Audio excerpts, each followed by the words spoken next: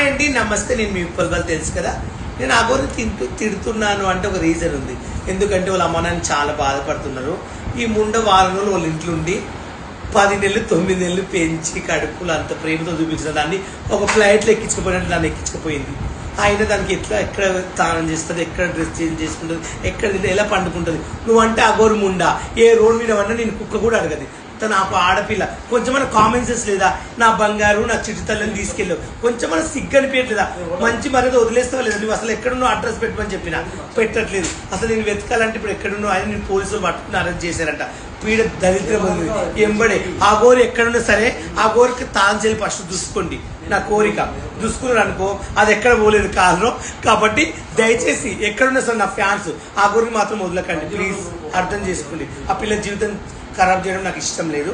ఆ గోరి నిన్ను మాత్రం వదిలేండి. వస్తే ముండా నాతో చెప్పు దెబ్బలు నీకు